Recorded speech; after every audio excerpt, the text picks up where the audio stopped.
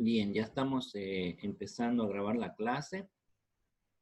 De acuerdo a lo que dice su compañero Eduardo Chambi, habíamos quedado en la diapositiva número 37, ¿no? En los actos de proposición, ¿es correcto? ¿Alguien más puede corroborar ese dato, por favor? Sí, doctor. Ok, perfecto. Bueno, entonces, sin más preámbulo, comenzaremos el avance porque tenemos todavía mucho que ver y analizar. Bien, estamos viendo los actos de proposición. Habíamos quedado aparentemente en lo que es una demanda defectuosa. Se supone que cuando nosotros presentamos el memorial de demanda, el juez pues va a verificar si es que hemos cumplido con todos los requisitos que establece el artículo 110. Y o en su defecto, de repente, también nuestra demanda va a ser observada. A eso se conoce como demanda defectuosa. ¿Quién sabe por qué no hemos adjuntado el documento base del proceso? ¿No es cierto? De repente estoy demandando la nulidad de un contrato y justo me olvidé yo adjuntar el contrato. De repente me apersono yo como abogado y apoderado y olvido adjuntar el poder de representación, ¿no? Entonces, en todos esos casos, pues la demanda va a ser calificada como una demanda defectuosa y de acuerdo al artículo 113, se va a dar pues 3 días a la parte para que proceda a su corrección. Es decir, subsanar para continuar bajo apercibimiento de tenérsela por no presentada. La demanda con pretensiones múltiples, esto está prácticamente en el artículo 114, ¿no es cierto? Aquella que hace referencia a la existencia de 2 o más pretensiones. Por ejemplo, el demandar, qué sé yo, por ejemplo, la resolución de un contrato más el pago de daños y perjuicios. Ahí hay pretensiones múltiples, ¿no? Hay que ver, pues, que sean de la misma competencia del juez, hay que ver que tenga la misma relación sobre el objeto del proceso, y en el caso de ser inconexas, pues se solicita que sea planteada una alternativamente bajo la otra, ¿no? Por ejemplo, que yo esté pretendiendo demandar nulidad y anulabilidad. Ambas pretensiones son inconexas, ¿no? Entonces yo tendría que plantear algo más o menos como que nulidad bajo alternativa de anulabilidad. Seguimos con los actos de proposición. Tenemos la figura de lo que es la ampliación y la modificación de la demanda. Siempre y cuando la parte contraria no haya sido, bueno, puede que ya esté citada, pero siempre y cuando no haya contestado todavía al memorial de demanda, nosotros tenemos la potestad de poder ampliar de repente un poco más la demanda o también podemos hacer una modificación a la demanda, ¿no? Reitero, esto va a ser posible siempre y cuando la parte contraria, pese a estar citada ya con la demanda, pues todavía no ha formulado una contestación. Si ya hubiese formulado una contestación, es un poquito medio tarde ya para plantear una ampliación de la demanda o posiblemente una modificación. Ampliación será que se quiere incorporar posiblemente algún hecho no narrado, ¿no es cierto?, en el memorial de demanda. Por eso habla de ampliación. Y modificación habla, quién sabe, posiblemente en reducir o quitar algún elemento de lo que hayas establecido tú en memorial de demanda o quién sabe, quieres apartar a una de las partes que inicialmente tú estabas pues demandando. De todas formas, de acuerdo a lo que establece el artículo 366, parágrafo primero, numeral 1, cuando se inaugura la audiencia preliminar, pues ahí se va a ver el tema de, ¿cómo les digo? Se va a ver el tema de que el juez va a ceder la palabra a ambas partes, ¿no es cierto?, para que procedan estas a ratificarse, pues, en su memorial de demanda y contestación, y alternativamente el poder ampliar hechos nuevos si es que los existiesen. Los actos de proposición, seguimos viendo. La contestación a la demanda. La contestación lo va a hacer el sujeto pasivo, ¿no? El demandado, aquella que se opone, ¿no es cierto?, que resiste la pretensión del actor. Asimismo, es de gran importancia porque esta va a encuadrar, va a limitar, ¿no es cierto?, los poderes del juez en su resolución final, bajo ese principio que se llama de congruencia, ¿no?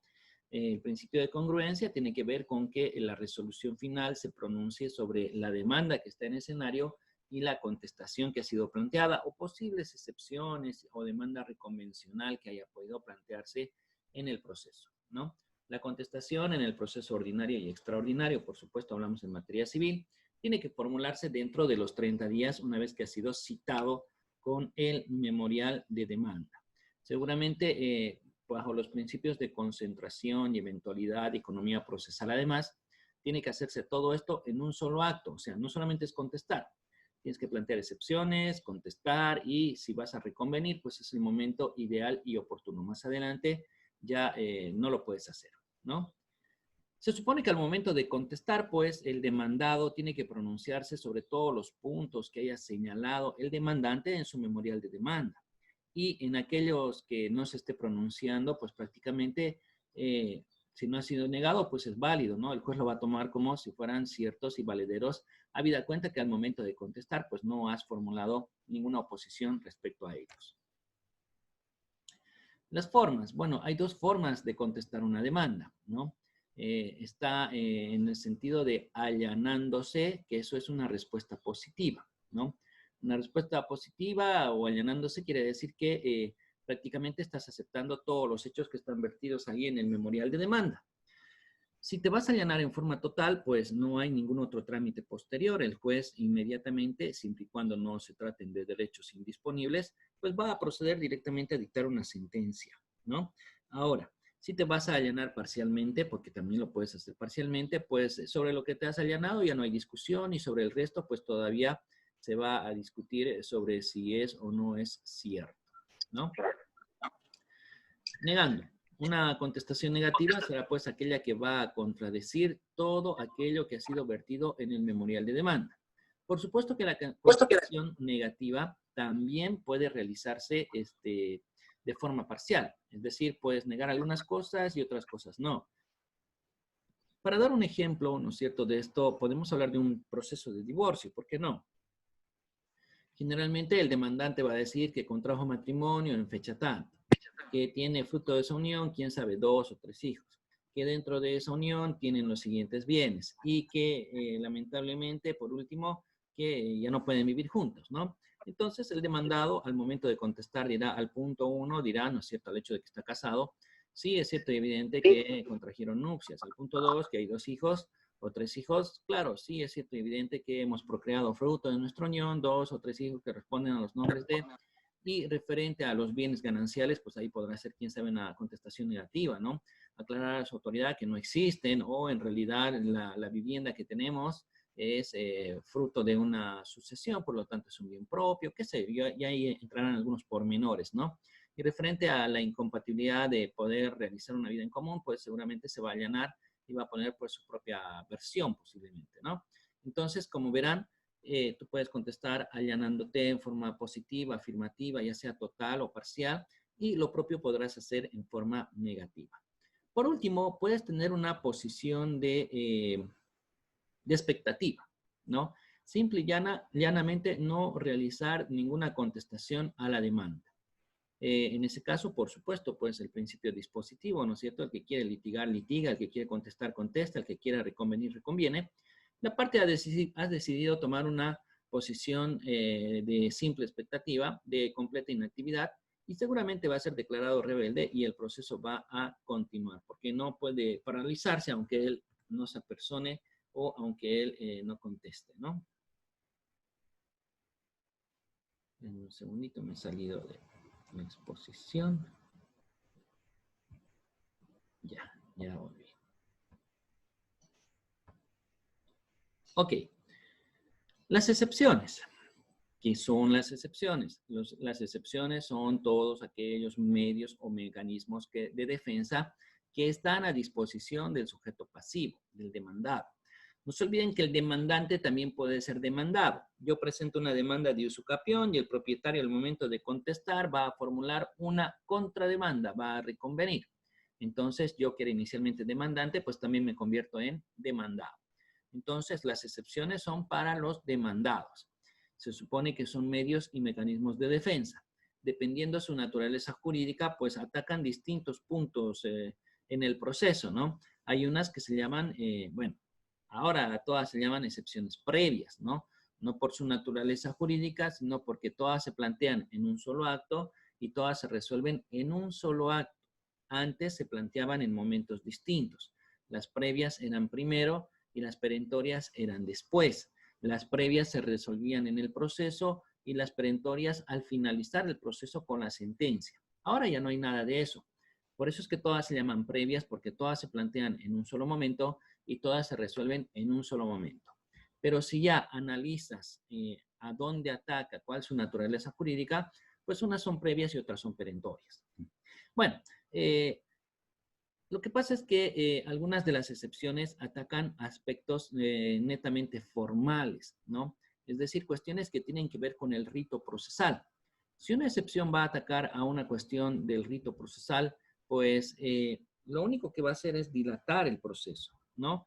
Por eso solamente lo va a paralizar, lo va a dilatar, lo va a retardar, nada más, ¿no?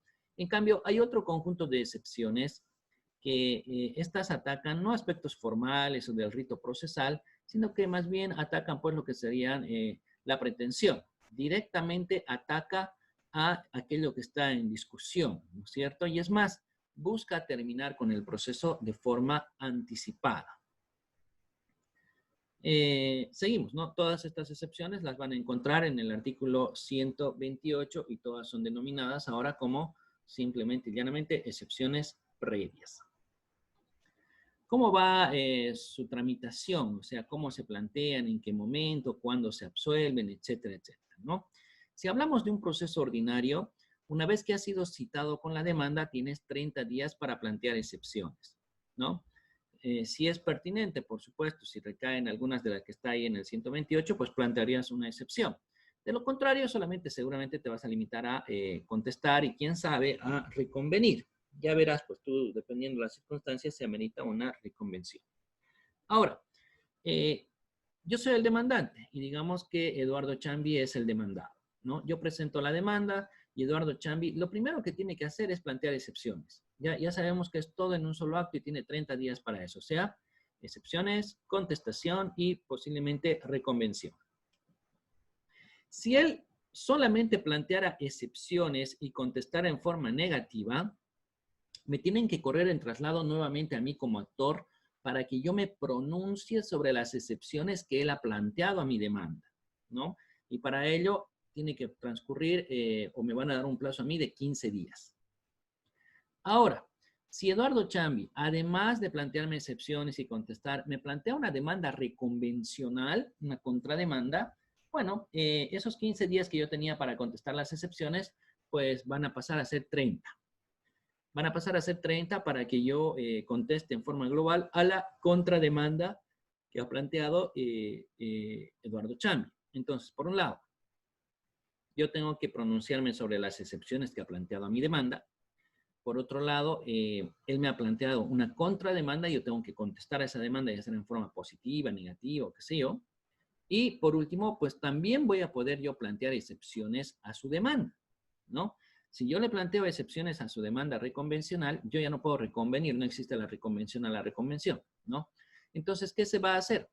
Nuevamente se va a correr en el traslado a Eduardo Chambi para que él solamente se pronuncie sobre las excepciones que yo he planteado a su demanda reconvencional. Eso sería en el proceso ordinario y finalmente se van a resolver en la audiencia preliminar. Es decir, planteadas ambas, contestadas ambas, cuando se fije el día y hora de la audiencia preliminar, pues se va a resolver dichas excepciones. Así lo establece el artículo 366, parágrafo primero, numeral 3 del Código Procesal Civil.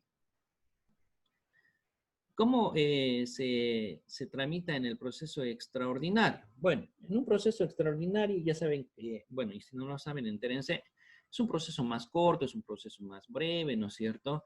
Es un proceso de menor jerarquía que el proceso ordinario. El ordinario, por ejemplo, es un proceso donde tú puedes formular contestación, excepciones, reconvención.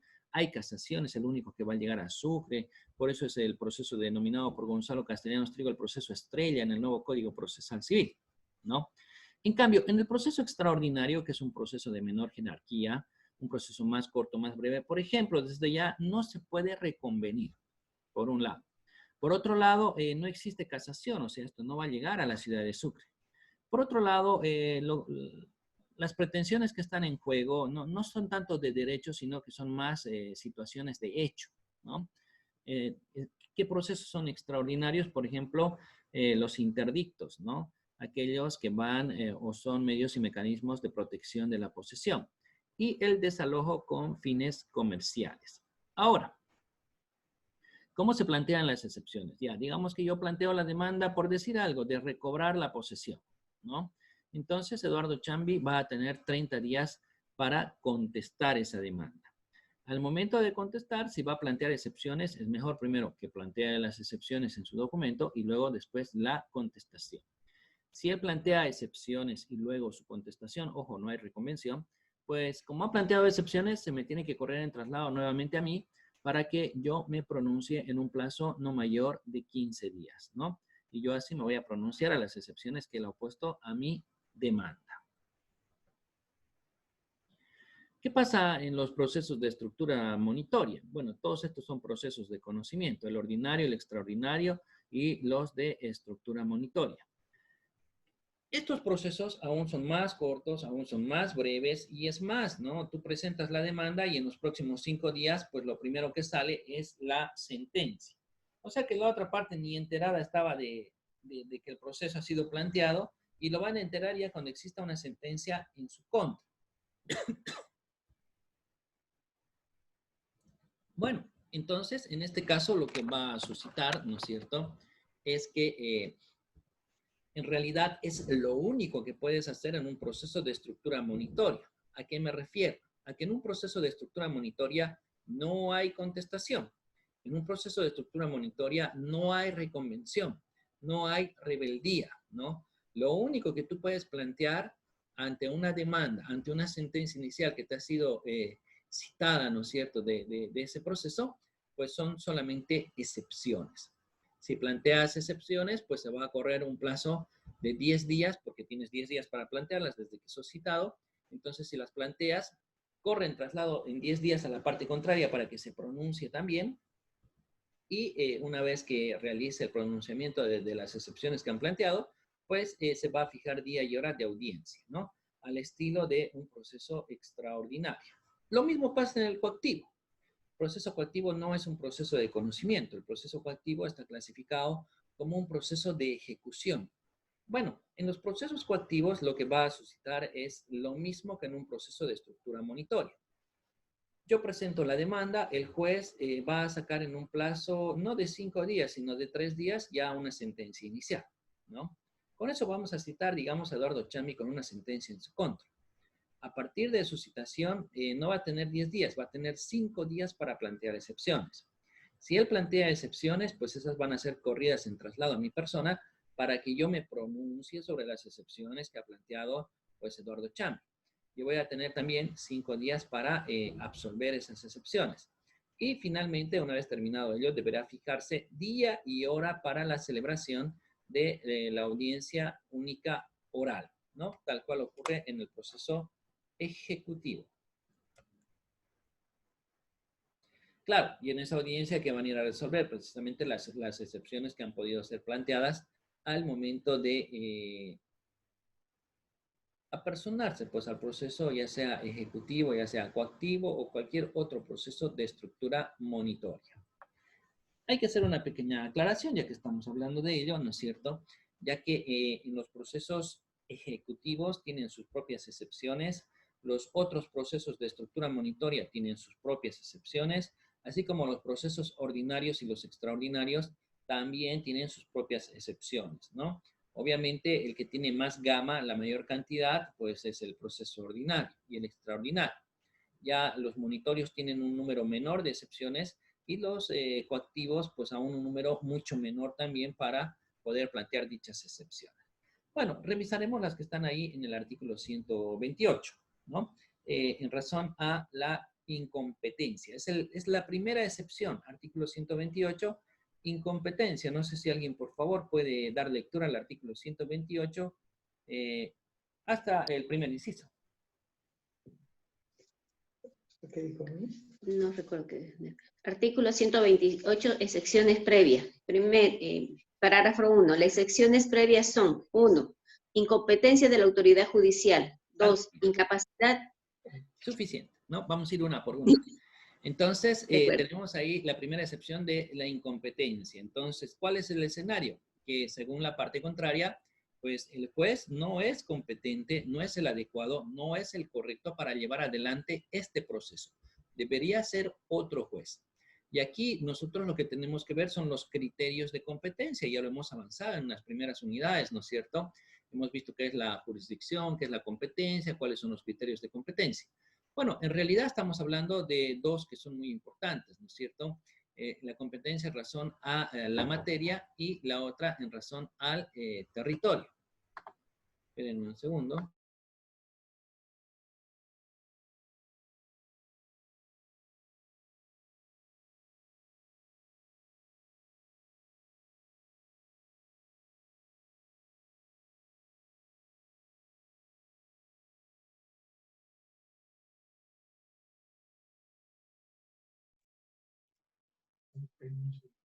Sí, ha quitado su micrófono.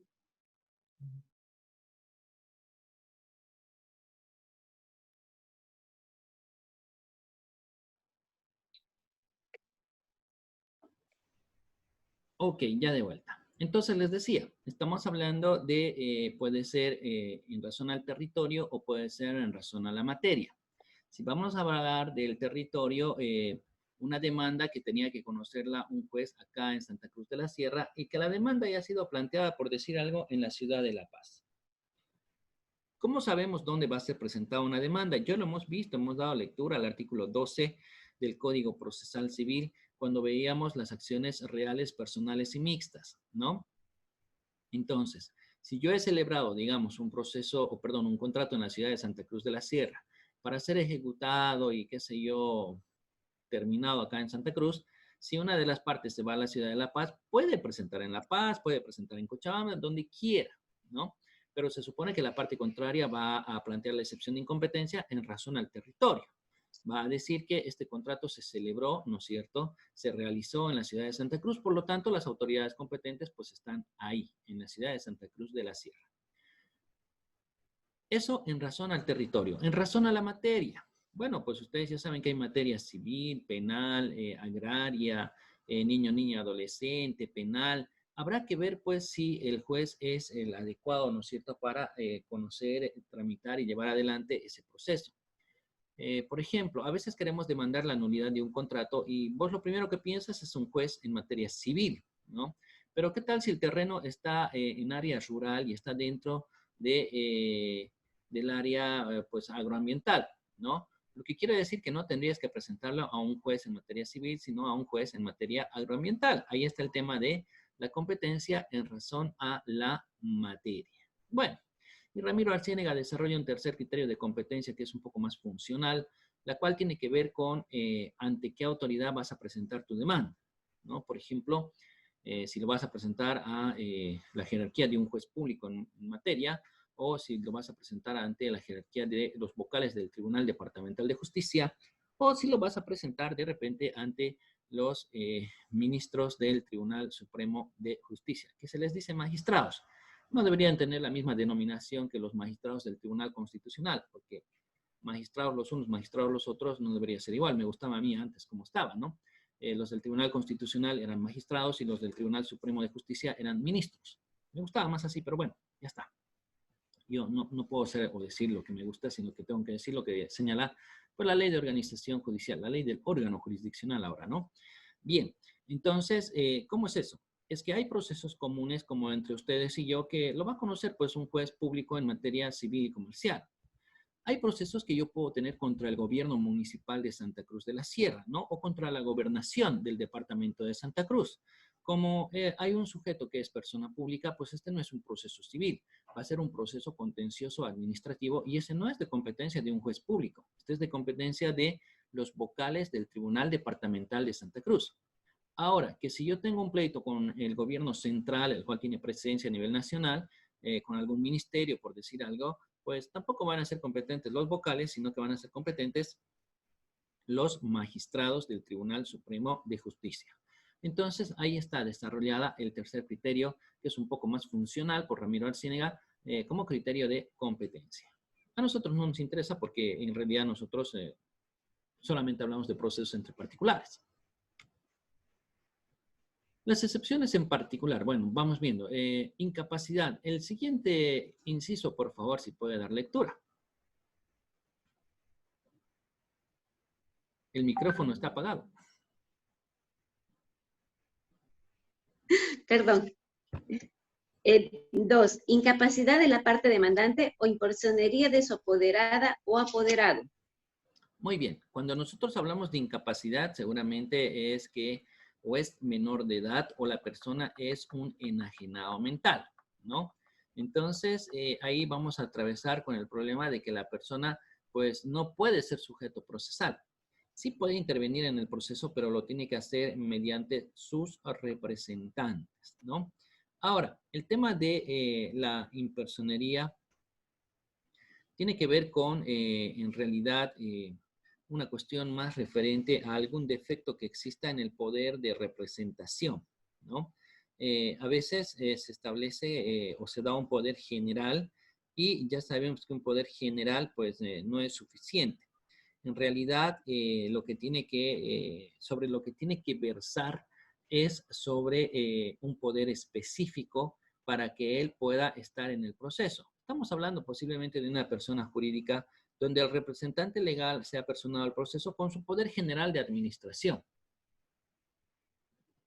Y la norma lamentablemente exige que ese poder general no es suficiente y que en realidad debería estar contando con un poder específico para poder estar pues dentro del proceso judicial, ¿no? Esta excepción entonces en realidad es un poco dilatoria igual que la anterior y solamente está atacando algún defecto, ¿no es cierto?, en el poder de representación. Vamos con la siguiente, por favor. 3. Falta de legitimación o interés legítimo que surja de los términos de la demanda. Ok. Bueno, aquí ya nosotros habíamos desarrollado en algún momento el tema de la capacidad procesal, ¿no? Ya hemos visto en Civil 1 qué es la capacidad, ya hemos visto cuál es la capacidad jurídica, cuál es la capacidad de obrar, ya hemos visto que la jurídica y la de obrar se traducen en la capacidad jurídica plena, y entonces ahora hablamos de la capacidad procesal. Es decir, no basta con que seas mayor de edad, no basta con ser persona, sino que tienes que tener un interés directo en el proceso, ¿no? Y a eso se llama legitimación, ¿no? Hay que ver si estás o no estás legitimado para poder formar parte de un determinado proceso judicial. A ver, esperen, me estoy saliendo de las diapositivas. Ya, ahora sí. Ok. Bien. Entonces, prácticamente habrá que ver la relación que existe entre el objeto del proceso y una de las partes. Es decir, de repente yo voy a demandar a una persona que no es la correcta, entonces él como demandado va a plantear una falta de legitimación pasiva. O de repente yo sin tener legitimación suficiente para presentar la demanda, presento la demanda y obviamente la parte contraria me va a plantear una falta de legitimación activa. Enseguida damos la palabra a Fabiola, creo que quiere preguntar algo. Un ejemplo sería que yo sea un inquilino. Yo soy un inquilino y viene una tercera persona y me está arrebatando la posesión del bien. Yo no tengo legitimación para iniciar un proceso judicial. El que tiene que venir aquí a defender su posesión y demás es el propietario. Si yo presentaría la demanda, pues estaría careciendo de legitimación activa. O si me demandan a mí como inquilino, tercera persona X que no sea el propietario, pues también estaría yo careciendo de legitimación pasiva. Fabiola, ¿quiere preguntar algo?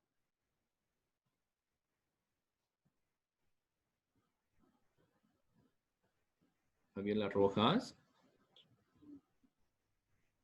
Parece que justo se le cortó la señal porque la veo congelada. Bueno, esperaremos que pueda restablecerla y seguramente nos va a hacer la pregunta. Ok.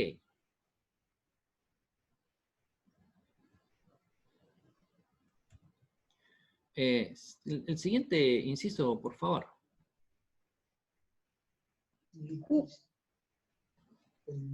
4. Litispendencia. Muy bien. ¿Qué es la litispendencia? Su nombre lo dice, ¿no? Litispendencia. Litis es proceso. Pendencia es pendiente. Lo que quiere decir que estamos hablando de un proceso pendiente, ¿no? Entonces, es como si yo ya estaría en un proceso abierto contra, no sé, pues contra Cintia Marlene, digamos, ¿no? Y de repente a Cintia o a mí se me ocurre presentar la misma demanda en un juzgado paralelo, ¿no? Entonces, como es un juzgado paralelo y es la misma demanda, pues por supuesto que vamos a plantear la excepción de litispendencia. Hay dos casos hipotéticos, ¿no es cierto? Porque de acuerdo a lo que desarrolla Ramiro Arcínega, hay dos tipos de litispendencia. Una en base a la identidad y conexidad. O sea, la primera que sería la identidad, habla de que todo es igual, todo es idéntico, son las mismas partes, es el mismo proceso, es el mismo objeto, ¿no? O sea que prácticamente es una duplicidad exacta del primer proceso que ya está siendo encausado. Bueno, en esos casos, ¿qué se tiene que hacer? Como son idénticos, el juez seguramente va a resolver y va a decidir extinguir, pues, el segundo proceso. No nos olvidemos que el primer juez que ha tomado ya conocimiento, pues, cierra la competencia a todos los demás. Y por ende, pues, no podría hablarse de algún otro proceso duplicado, ¿no? Ahora, la otra referente a la conexidad. Puede darse el caso de que el proceso sí sea similar, ¿no? Sea algo similar, pero no es exactamente lo mismo, sino que puede ser algo adicional.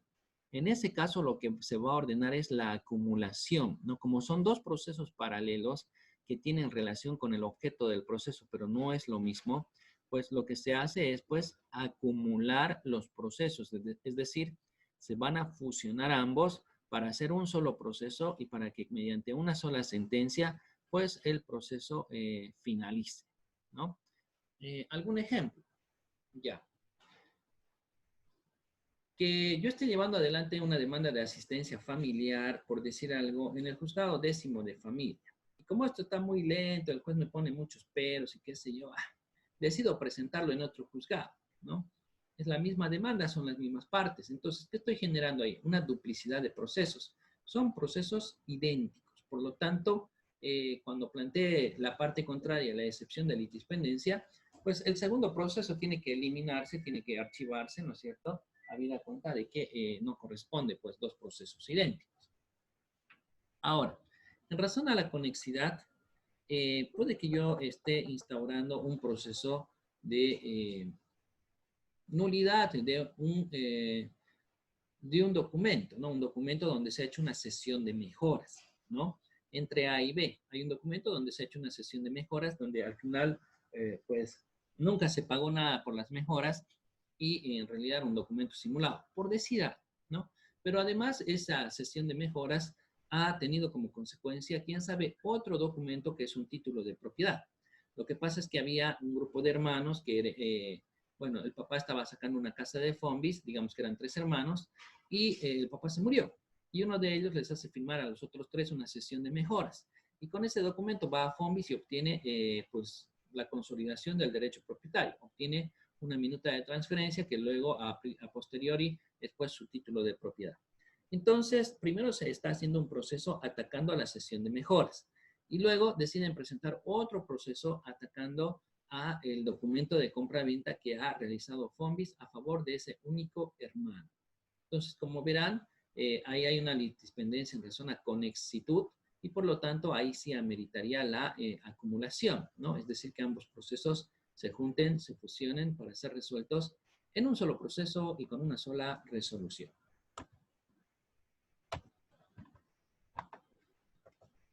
El siguiente inciso, por favor. Demanda defectuosamente propuesta, trámite inadecuadamente dado por la autoridad judicial a la misma o indebida acumulación de prestaciones, de pretensiones. Lo último. Ok. Entonces, estamos hablando de que aquí hay 3 casos en uno, ¿no? ¿Qué es una demanda defectuosa? Una demanda defectuosa supuestamente sería aquella que no es clara, no es contundente, es imprecisa, ¿no? Hay contradicción, oscuridad. Ahí tú puedes plantear la excepción, igual con fines de dilatar, ¿no es cierto? Para que la otra parte subsane, arregle o qué sé. El otro, trámite inadecuado dado por la autoridad jurisdiccional, ¿no? Bueno, ahí estaríamos hablando de que el juez supuestamente ha cometido un error. Ha cometido un error a raíz de que jamás debió, o quién sabe, pues dar cabida a esa demanda, no debió admitirla. Generalmente esta excepción pues no te va muy bien, ¿no es cierto? Porque pocas veces los jueces se equivocan. Y además el juez pocas veces va a reconocer su error. Si se declararía aprobada esa excepción, sería como decir, yo juez me he equivocado, ¿no? Jamás debí dar cabida a este proceso o jamás debí pues admitir esta demanda. Pero bueno, ya está. Y por último está la indebida acumulación de pretensiones. Son aquellas pretensiones que son inconexas entre sí. Generalmente, por ejemplo, en materia laboral, tú no puedes demandar el pago de beneficios sociales y a su vez tu reincorporación. O demandas reincorporación solamente o demandas el pago de beneficios sociales, pero no los dos al mismo tiempo, ¿no? En materia civil, no puedes demandar nulidad y o anulabilidad al mismo tiempo. A no ser que el contrato, por supuesto, tenga algunas causales de nulidad y otras causales distintas que ameritan anulabilidad. Bueno, en ese caso, de darse de esa forma, pues lo que corresponde es demandar uno alternativamente bajo la otra, ¿no? Decíamos demandar nulidad bajo alternativa de anulabilidad. Habrá que ver, pues, si ha habido aquí una indebida acumulación de pretensiones o, por el contrario, si está todo bien, ¿no? Pero atacaría a ello, a que supuestamente la parte haya realizado una indebida acumulación de pretensiones. Bien, nuestra comunicación está a punto de cortarse. Vamos a hacer una conexión más. No se olviden que es nuestra clase de reforzamiento y tenemos que acabar, pues, tenemos que acabar con el avance. Bueno, no sé si vamos a acabar. De todas maneras, hay videos también en las redes sociales para que ustedes puedan terminar sobre todo el tema de los medios probatorios. ¿Alguna pregunta hasta ahí, por si acaso?